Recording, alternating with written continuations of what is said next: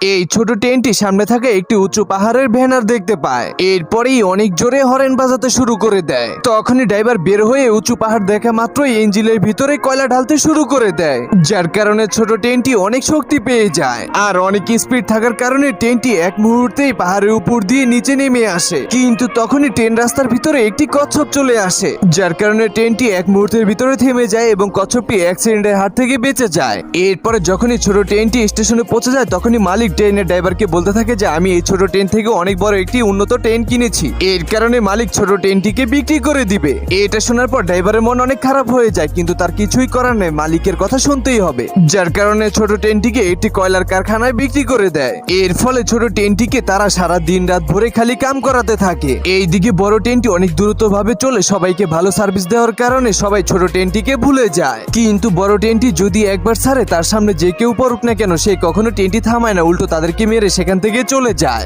কারণ ট্রেনটির লক্ষ্য ছিল তার যাত্রীদের খুব দ্রুতভাবে স্টেশনে পৌঁছে দেওয়া। ট্রেনটির কারণে পুরো গ্রামটি ধীরে ধীরে একটি শহরে পরিণত হয়ে যায়। এমনকি নিউজ পেপারে ট্রেনটিকে হিরো বলে ঘোষণা করে দেয়। আর অন্যদিকে ছোট ট্রেনটি দূর থেকে এসব দেখতে থাকে।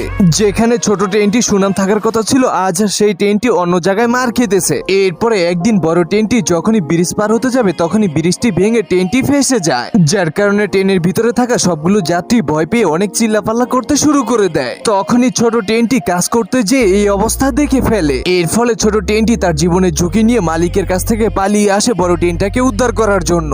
আর কয়েকটা বগি তার পিছনে লাগিয়ে অনেক দ্রুত ভাবে উদ্ধার করে ফেলে। কিন্তু এখনো বড় ইঞ্জিনটাকে উদ্ধার করা হয়নি। এর ফলে ছোট ট্রেনটা দৌড় দিয়ে তার পিছনে বড় ট্রেনটাকে লাগিয়ে নেয়। কিন্তু বড় ইঞ্জিনটা বেশি ভার হওয়ার কারণে সেই শক্তি পাচ্ছিল না। তখনই ট্রেনের ড্রাইভার তার ভিতরে কয়লা দিয়ে দিলে ছোট ট্রেনটি প্রচন্ড গতি নিয়ে বড় ট্রেনটাকে এক পলকে উদ্ধার করে ফেলে। আর ট্রেনের ভিতরে থাকা যত যাত্রী ছিল সবার জীবন বেঁচে যায়। এর কারণে মালিক ছোট ট্রেনটাকে আবার তার কাছে রেখে দেয় এবং ছোট ট্রেনের সুনাম পুরো